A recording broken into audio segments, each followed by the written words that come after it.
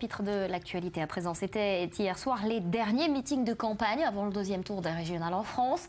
À Paris, toutes les têtes de liste du FN se sont réunies autour de Marine Le Pen au moment où les sondages donnent une légère avance aux candidats de la droite républicaine dans le Nord et dans le Sud-Est. Léa Berdugo. Le soir du premier tour, Marine Le Pen avait adopté un ton solennel et victorieux. Aujourd'hui, l'heure est à l'offensive pour la présidente du Front National. Sa principale cible, l'exécutif. Je vais pourrir la vie du gouvernement, vous m'entendez? Chaque jour, de chaque semaine, chaque minute de chaque jour, ils entendront parler de moi et des habitants. Parce que ce sont les habitants qui ne veulent plus de cette situation. Vous le comprenez ça? Ou on fait comme s'ils n'existaient pas? Au cœur de son discours, la situation à Calais et aux alentours de la jungle où vivent plusieurs milliers de migrants. La présidente du FN a promis de porter plainte contre l'État à ce sujet. La campagne se poursuit également pour Marion Maréchal Le Pen en PACA. La stratégie est simple, l'attaque contre son rival. Il y a tellement de retournements de veste qu'on ne sait plus si on doit rire de l'homme qui s'est acheté dimanche dernier une panoplie de super résistants ou pleurer devant tant de cynisme politicien. Une chose est sûre, si nous sommes prêts à diriger, Christian Estrosi, lui, est vraiment prêt à tout pour garder son mandat. À Marseille, la population est divisée quant à l'émergence du Front National. Beaucoup appellent à la prise de conscience. C'est une expression de ras-le-bol, il y a un manque de lucidité.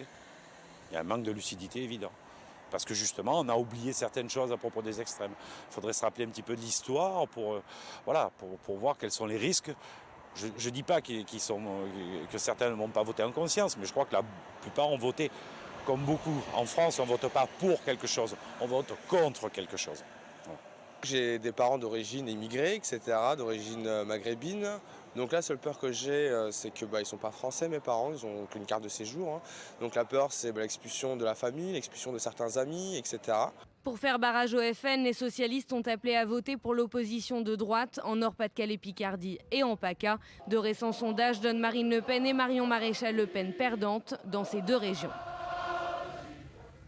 Et la bataille pour l'Île-de-France se terminera, elle, peut-être au tribunal. Les propos de Claude Barthelone, incluant les termes polémiques de race blanche, ont suscité une avalanche de réactions indignées, dont celle de Valérie Pécresse. La candidate de la droite et du centre régional en Île-de-France va porter plainte contre le président de l'Assemblée nationale pour injure aggravée, Betsabé. Exactement. Alors en cause, cette phrase signée Berthelone, donc interrogée par le Nouvel Obs, quand il évoque l'ancienne ministre de Nicolas Sarkozy, elle tient les mêmes propos que le FN. Elle utilise une image subliminale pour faire peur avec un discours comme celui-là.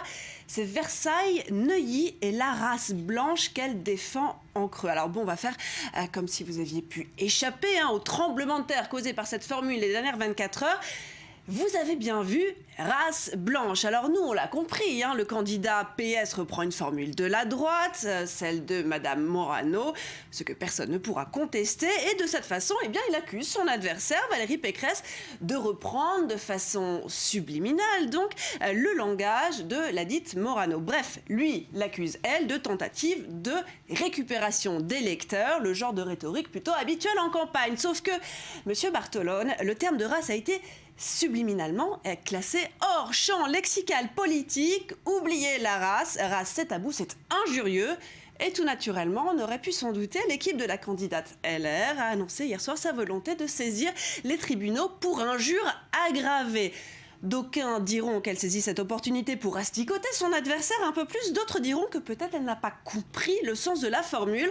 Quand bien même elle ne serait pas la seule, il y a eu hier beaucoup d'indignation, bien sûr, à droite, depuis Alain Juppé jusqu'à François Fillon. De son côté, le candidat socialiste a quand même été soutenu par le Premier ministre Manuel Valls, selon qui Berthelone serait attaqué en permanence. Et oui, puisque l'une s'est pris effectivement race en pleine figure, mais lui s'est pris quelque chose comme spécialiste du faux-semblant et bien d'autres, ou encore mafieux, fossoyeur, ou j'en passe, dans un tract distribué par la maire LR de Juvisy. Alors inutile de dire que ces évolutions malheureuses de fin de campagne vont pimenter un peu plus une fin de campagne qui était déjà tendue. Pécresse et Barthelone étant, on le rappelle, au coude à coude, la question étant désormais de savoir de quel côté va faire basculer cet événement fâcheux. Réponse à suivre dimanche. Merci Betsabé.